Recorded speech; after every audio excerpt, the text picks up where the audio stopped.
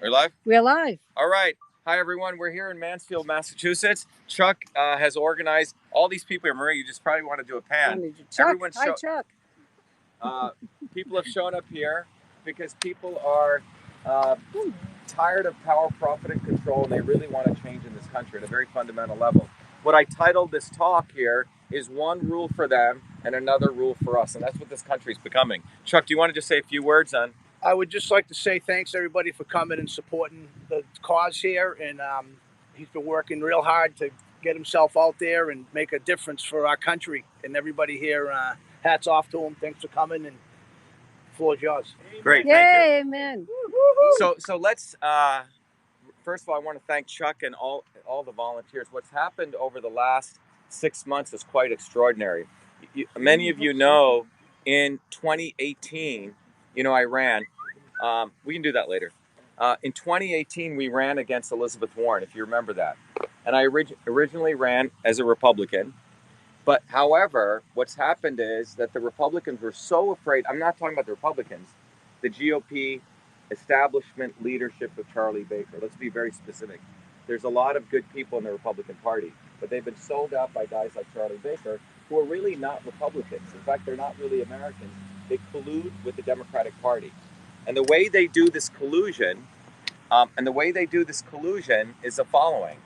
They basically make sure in primary elections, they always find a designated loser. Okay? And they do not want all of you to vote in the primary election. It took me a while to figure this out. You have the general election, everyone knows when is that? In November, right? The primaries take place in September. Now, in the general elections, 3 million people vote. Do you know how many people vote in the Republican primary? 200,000. Okay? Now, that is by design. And the reason they do that is the Republican establishment of Charlie Baker controls about 140,000 votes. They have their phone numbers, they have their mailing list. It's all quite kept very close to their shoulders. They give it to their close buddies in the state committee who they buy off with this favor. It's a club. It's an elite aristocratic club, okay? And they make sure, you want to do it, Michelle? They make sure those people only show up to vote, okay? And so therefore, they don't want people who really care for issues voting in the primary election. They tell them, oh, don't worry, or they don't even tell them about it, so people show up in the general elections. By the general elections, they've already got their designated loser. You see how it works? And the agreement that the Republicans and the Democrats have, the Democratic Party, in this state is the governorship will be owned by a Republican, quote unquote Republican. So what? Baker, Romney, Weld, okay? By the way, who all hate the president, right? They all hate the president. They didn't vote for him. They don't support him. They don't support any of his policies. What they do support is a policy to make sure that a small set of people maintain power and control, not that dissimilar to what happened in the times of the American Revolution, okay? And historically, if you look at it, in 1776, when the American Revolution took place, it was a set of aristocrats, blue bloods, who thought that they were better than all of us. We were the peasants. They never wanted to give us the First Amendment, the Second Amendment, all those things. They hated that they had to give us that. And ever since that day, they've been fighting to claw their way back into power. That's who Charlie Baker, that's who the Democrats, that's who the Republicans establishment represents. This is why Bill Weld, who's a Republican, has already endorsed Joe Kennedy for the U.S. Senate seat. Okay?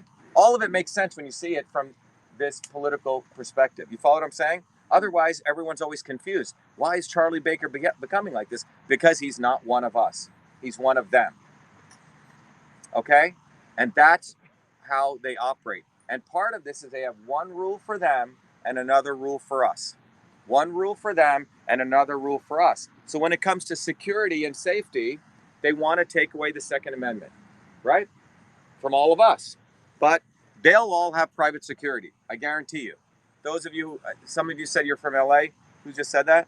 If you live in Malibu, they all have beautiful walls. They will all have their private security. Bernie Sanders will have his private security.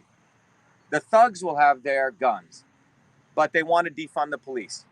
Now, in 1933, there was a gentleman by the name of Adolf Hitler. The first thing he wanted to do was to defund and eliminate the police. Did you know that? The first thing. So his brown shirts would go burn and pillage and attack people so they could sway the elections. So when it comes to their stability, they have that, right? They'll build their walls, they'll take care of themselves. But for us, they don't want that. One rule for them and another rule for us.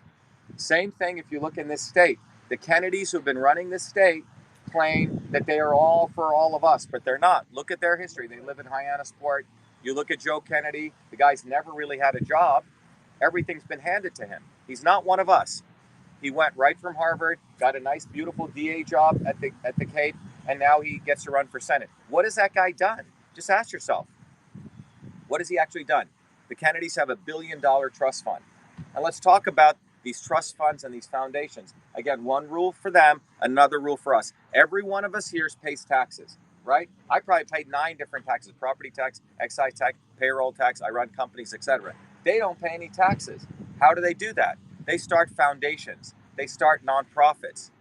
$1.7 trillion in this country is siphoned off by nonprofit foundations. 1.7 trillion. 1.7 trillion. Harvard is one of them, a $55 billion hedge fund. They don't pay any taxes. In fact, not only do they not pay any taxes, they owned 600 acres of Cambridge. 10% of Cambridge is owned by Harvard. They don't pay any property tax. Think about that. And they created the lawyers, by the way, who do all this, and I'm running against 3 lawyers, 2 on the Democrat side and 1 Baker's put up, probably offered him a judgeship, as we understand, just to keep us having someone like me winning. That's why we have to win the Republican seat. But if you look at how they use nonprofits, what they do is they create a foundation. So here's Bill Gates over here. He makes billions of dollars. He should be paying 30-40% tax. Instead, he goes over here and he creates a foundation. It's called a family foundation. Puts all of his money over here and then doesn't pay a cent in taxes. And then using these foundations, they direct public policy. So they get a triple whammy. They get, first of all, they save taxes. They get to drive public policy, and then they get to use public relations to tell all of us how great they are to help us. What they're doing is they don't pay taxes. And over here, they're using that tax evaded money to control public policy. So they're basically creating their own governments. That's what's happening.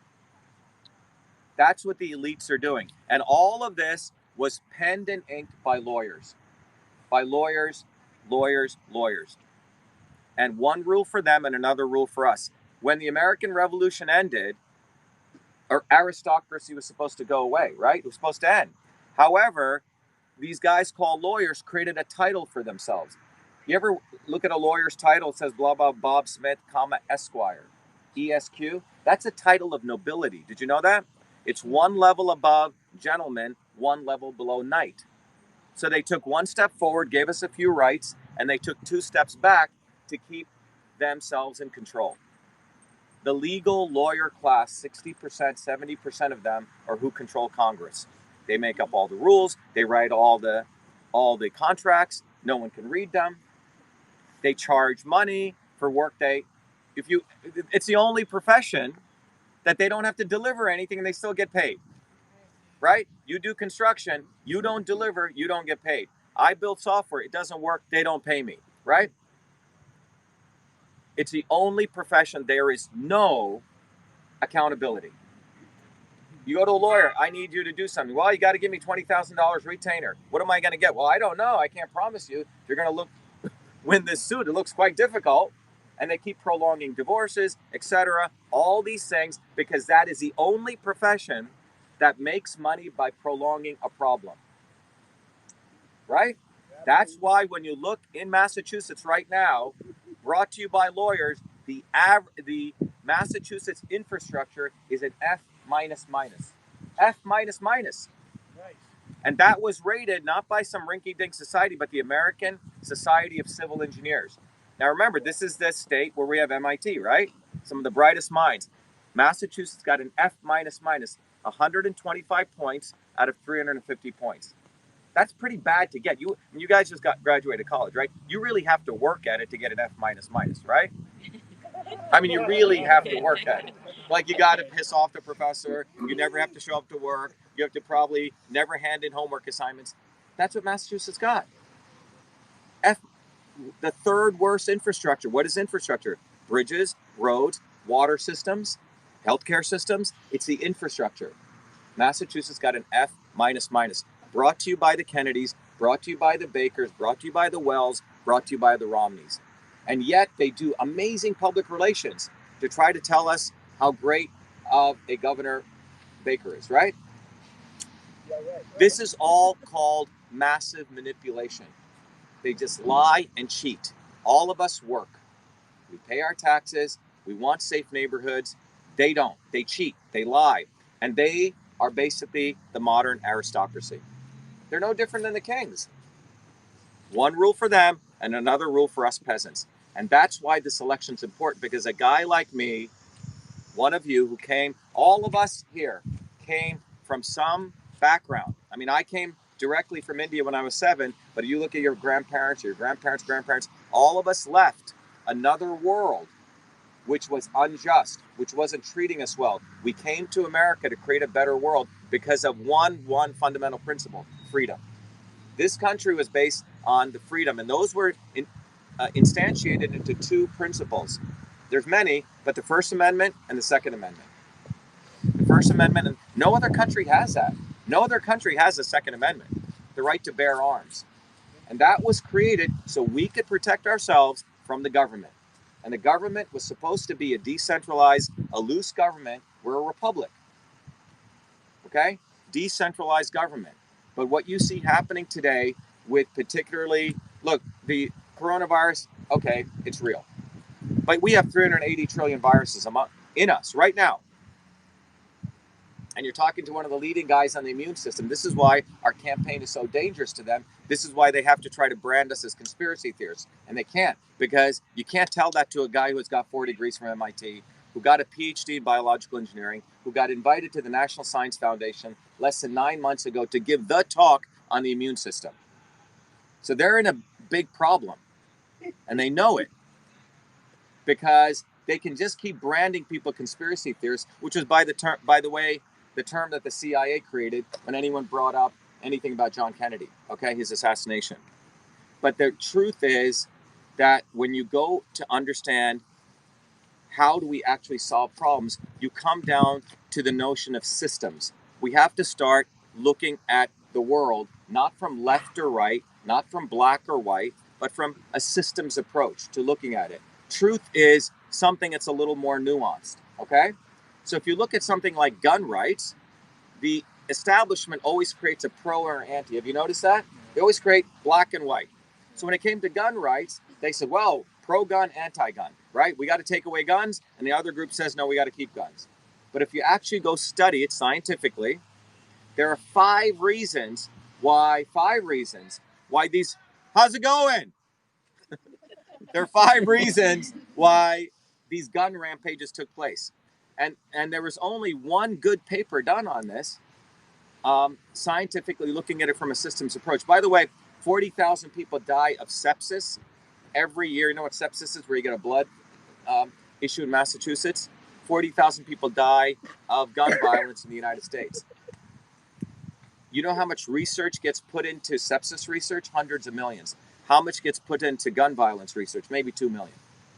But one of the best researchers that was done on it found out there were 5 reasons these school shootings take place. One of them was the teachers were looking the other way. There was no parental guidance, bullying, drugs, and one of them was access to weapons, okay? However, what this research found was that if you removed any one of those, you could have stopped any one of those rampages. So let me repeat that. 5 factors causing the gun rampages, but if you just removed any one of them, so if the family had gotten involved, if the teachers were involved, if the bullying had stopped, right? If the kids weren't taking drugs, or access to weapons. However, what does the establishment do? They don't look at the other 4. They just look at the guns they shoot. And so what they then do is say, you're pro-gun, you're anti-gun, and they create a division. And that's what they do. They always take any issue and they always want to break it up into 2 things. So then they can keep their left-right narrative. look at the issue with what's going on with the race issue, okay? Black Lives Matter was created. Essentially, it's an arm of the Democratic Party. So if you are quote unquote for minorities, you must put a Black Lives Matter sign on your lawn. And then they've separated that from police. That means if you're for BLM, you must also be to defund the police, and you're against, and then those people who support the police must be racist, right?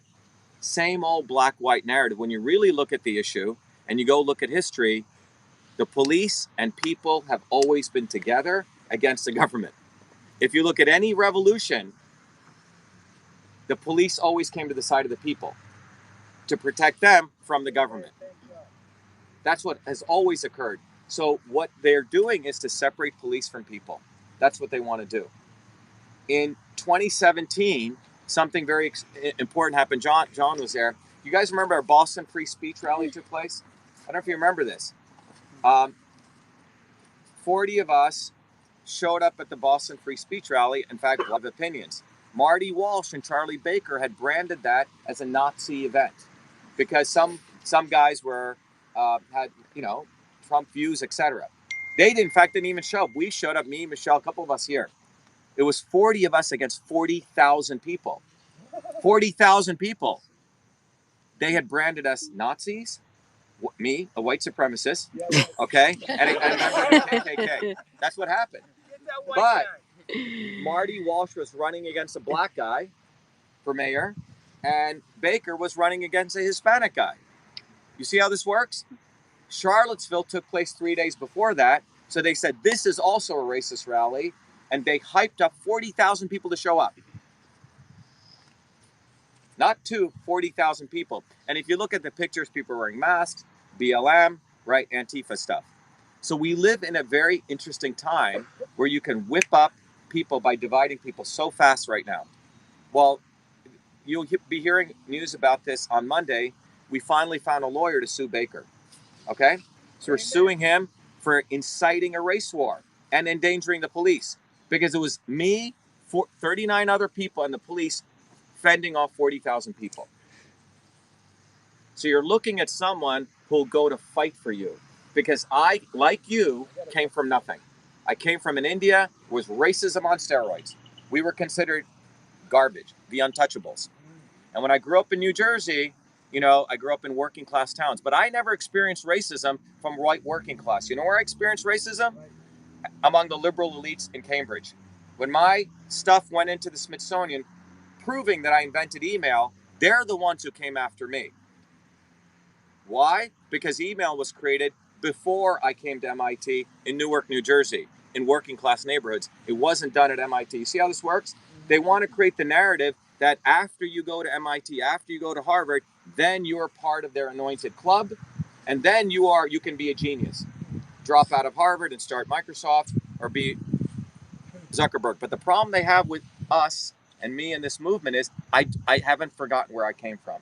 And I do know that all great things come from us, everyday working people. They have created a false narrative that they are the ones who can create and all of us are the peasants. It's not true. TV was invented by Philo Farnsworth, a 14-year-old kid in Franklin, Idaho. It was a Michigan mechanic who created the automatic windshield wiper, which, by the way, MIT stole his technology and they created the control systems department.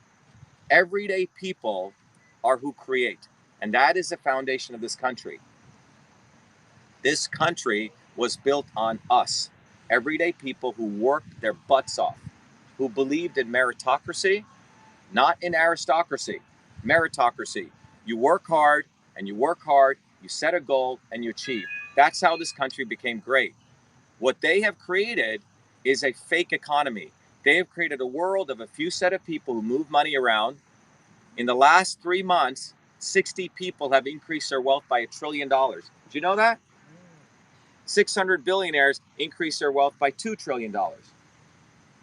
Amazon, right? Walmart, all these guys, while they shut down small businesses, 38 million people lost jobs because they have created a world that's based on fiction. It's not based on reality. It's not based on manufacturing. It's not based on innovation. It's not based on hard work. It's based on people like Joe Kennedy, who get to go and just get to join his club, or Charlie Baker's son, who molests a woman on an airplane, and you never hear about it. You or I do it. No, seriously. I understand. They're about rape, deceit, and murder. We're about truth, freedom, and health. That's why this election is so important, because you finally have one of us. And I'm only going to do this for one term. Why? 6 years is a long time, because I want to set an example. Why? Because the way they do it, they get into office, and the day they get into office, what are they doing? They're running for office. That's what they're doing. Go look at their schedules.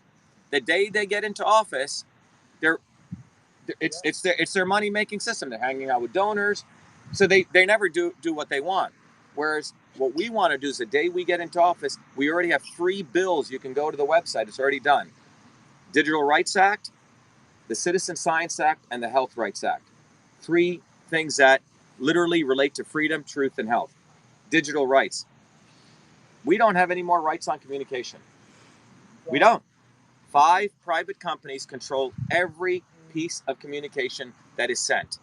There was an organization called the Postal Service that was created to make sure it wasn't postal mail. Go read up on it. It was designed so all of us were considered the press in 1792 by the Postal Service Act. Washington signed that act because the Crown was not allowing us to communicate freely. So the Postal Service Act was created that I could send you a letter, anyone could send a letter, free communications, pretty free. And if anyone intervened, it was a 22-year sentence in prison. Did you know that? Sovereign, separate from Washington, no one had control. Yes, no one had control. The postal, it was like basically this public park, and they gave infrastructure. However, in 1997, email volume over to postal mail volume, and I met with the Postal Service. I was only 29 years old. I said, you guys should offer the equivalent of digital services, Facebook equivalent, YouTube, brought to you by the Postal Service. Because if you don't, we're not going to have rights. And that's why we're in this situation.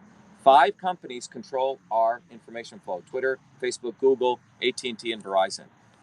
This is not what the founders wanted. We need digital rights. Digital rights means there's a public commons. Yeah, if you want to use FedEx, if you want to use Facebook, great, but there is a digital commons, and I bet you Americans would pay $30 to $50 for this a year, that no one can ever remove any Facebook equivalent of your post, anything. So there is a solution, but someone like me who's a technologist can come up with this. The lawyers can't. Second is, that's for freedom, because without free communication, without free debate, without open, and the founders of this country were these guys were enlightened people. They were in touch with something that we don't even know. We can't even imagine, God, creator, etc. But they knew you needed freedom. And that's why they created the Postal Service, okay? It wasn't created just for, and now it's degenerated, but there was a reason they created it. With freedom, you can now have truth. How do you get to truth? Well, we all talk about it. Hey, does the sun go around the earth? Does the earth go around the sun? Well, we debate. We do what's called science, the scientific method. And then finally, you come to truth. Well, yeah, the earth goes around the sun. Doesn't matter. 97% of the people thought that the sun goes around the earth. No, the facts are the earth goes around the sun, okay? You practice a scientific method, you come to truth. But what we have going on today is not the scientific method. We have scientific consensus. A bunch of people get in a room and they say, yeah, CO2 is a pollutant. The earth is going to be destroyed really soon. We got to fund Al Gore, okay? Scientific consensus, when the data shows completely otherwise.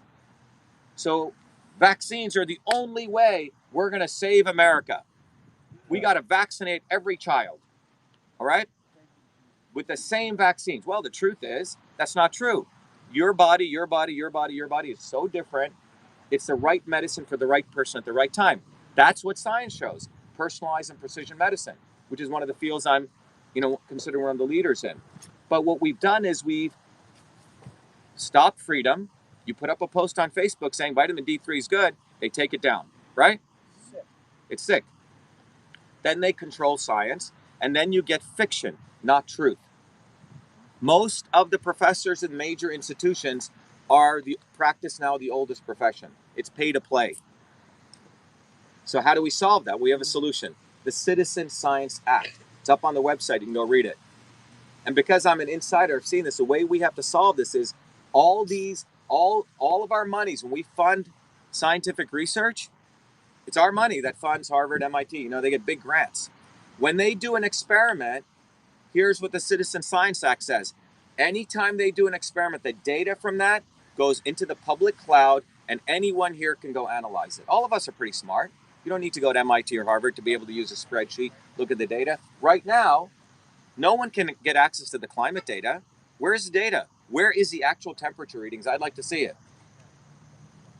2 months ago, there was an article in Lancet, which is one of the most prestigious medical magazines. It said hydroxychloroquine is dangerous. Okay? You know, the medicine. Well, some guy said, well, can I see the data? Which they were really pissed off that he was asking for that. He goes, can I see the data? And they go, oh, we don't have the data. We can't give you the data because this was outsourced to another company. The paper was fortunately retracted. We have the right for any time you and I fund research, it's our data. I want to be able to download it. I want to be able to look at it. It's open science. That's how science was supposed to be. It was never supposed to be where you submit a paper and then you call up your friends. They go, okay, don't worry, I'll publish it for you. And you submit a paper that's against them, they don't publish it. That's called peer review. It sounds prestigious, but it's a way to control truth. Did you know Einstein never published one paper peer review? Not one paper. This peer review model was created to control truth. So we have the Citizen Science Act for truth. And then finally, when you have truth, you can find the real problem to a situation and find out the real solution, right? And then we can get to the health of our bodies, our infrastructure. And the way we get to real health is we got to eliminate, when it comes to healthcare, middlemen. Today, if you, God forbid, something happened, you had to go to the hospital, ask for the hospital bill. And they gave you an aspirin. A 5-cent aspirin will be billed at $50. Do you know that? Oh, yeah. Any procedure that's done, it's cranked up by a factor of 10,000 times, sometimes. And the reason they do that is because between you and the provisioning of healthcare is all these middlemen. GPOs, group purchasing organizations, pharmaceutical brokers. People don't own anything. They just own the middlemen. And that needs to be eliminated. Trump started to doing that by going after the PBMs. We need to eliminate the middlemen. And one of the ways we do that is there was a law that was passed that allow middlemen to actually give corruption kickbacks to hospital administrators. So one of the important ways that the fundamental of this is the way we get to real health is you having a direct relationship with your doctor. Not all these middlemen. 80% of the things can be handled by your family practitioner. So there's a movement of people called direct primary care physicians where they're saying, look, just pay me 50, 60, 75 bucks a month. I'll only take on a finite 500 patients a year, and I'll take care of 80%. You pay out of pocket, just like you do with your car. And the remaining 125 bucks a month, you buy what's called crisis care insurance, like you do auto. So less than 200 bucks, you should be able to have excellent health care. You know, I pay like 800 bucks. Because why are we paying so much in healthcare? It's the costs have been inflated because of the collusion between big pharma, the big hospitals, and the big insurance companies. They actually want the cost to be high. You get this? It took me a while. It took me about 6 months to figure this out. Insurance companies do not want the cost low. They want it to be high because then you're so scared. You go, oh my God, I'm so grateful to have that insurance. They collude to keep the costs high. And the way we get rid of the costs to low is you got to have direct primary care. And what it'll also do is make all of us be responsible for our health. They want it to be top-down health. They want us to depend on the government to say what we should eat, right? How we should live, whether we should wear a mask or not, which vaccines. That's not health.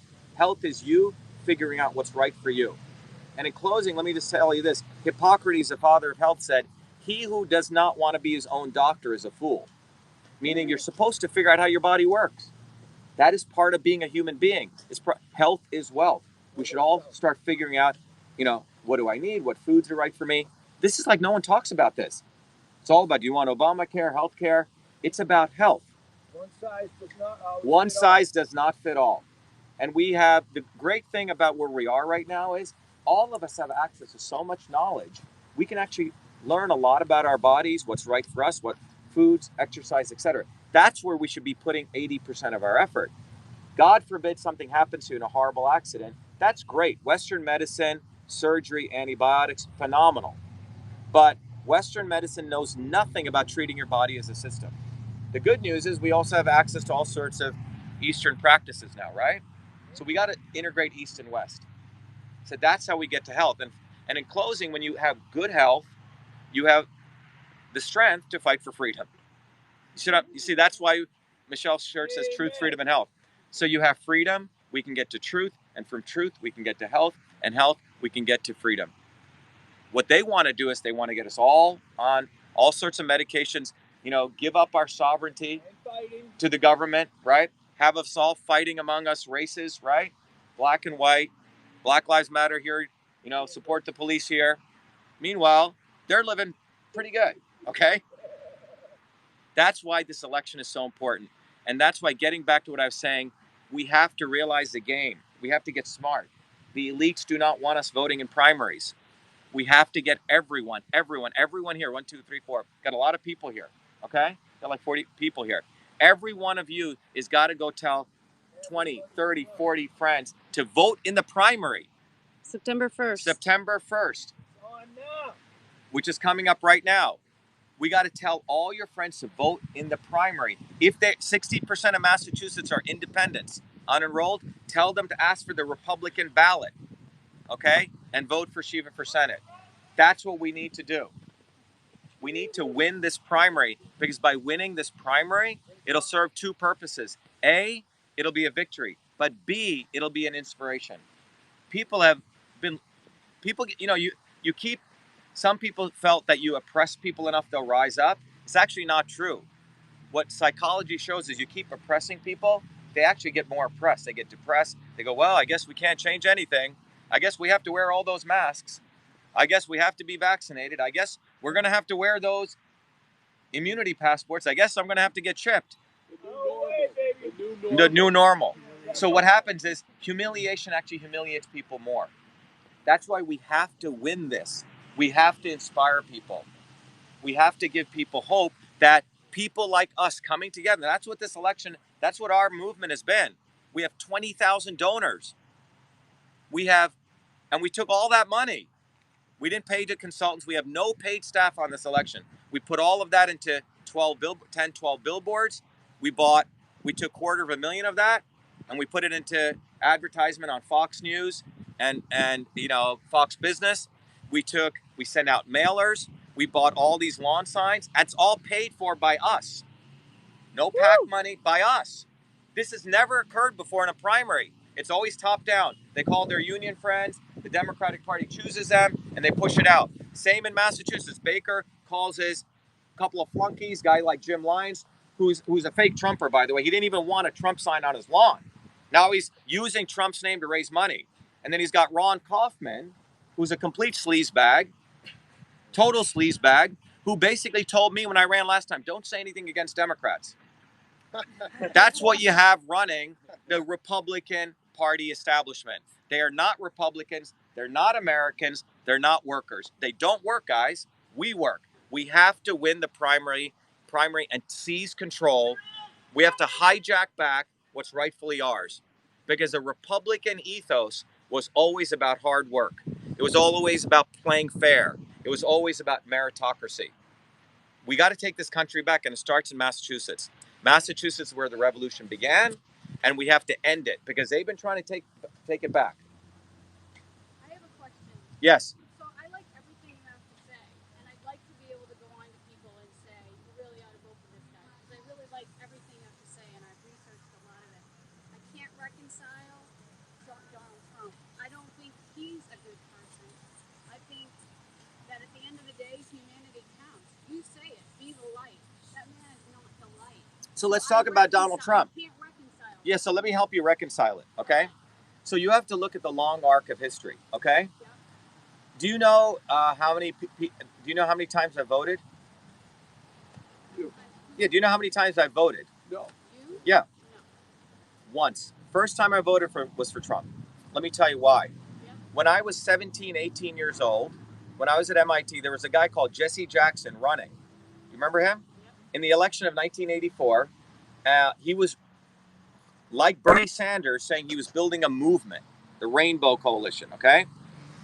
And he was, and on the other side was Walter Mondale, Democrat, and Ronald Reagan, okay? And we as young kids, you know, when you're young, you're very idealistic. You can be bamboozled. We said, "Oh, this guy's anti-establishment." What did Jesse Jackson do on the floor of the Democratic Convention? What did he do?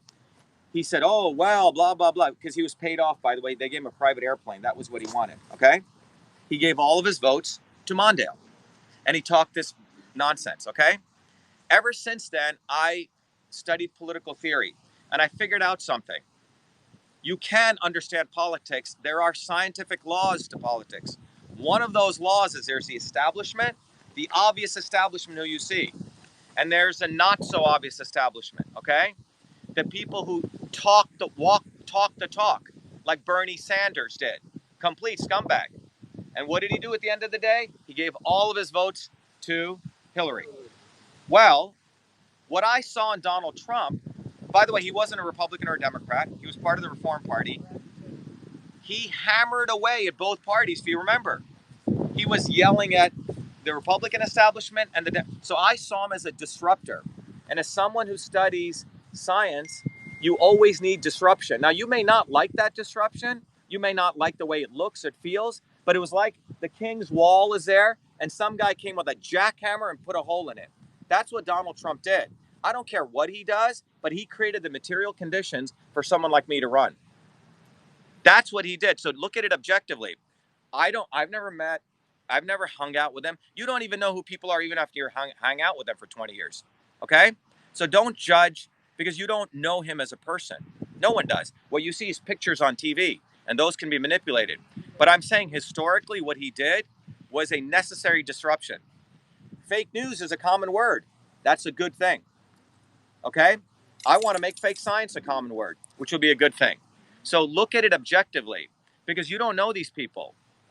You think this Hollywood person is a nice person? I'm sorry. I've met a lot of them. They're not nice people. Okay? So that's why I hope that helps you in reconciling it. Anyway, we got to vote September 1st. We got to win.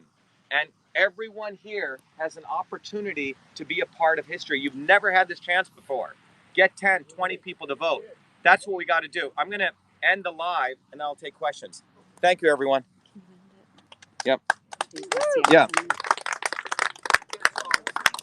All right, guys, we got to win. We got to win truth, freedom, and health. Yeah.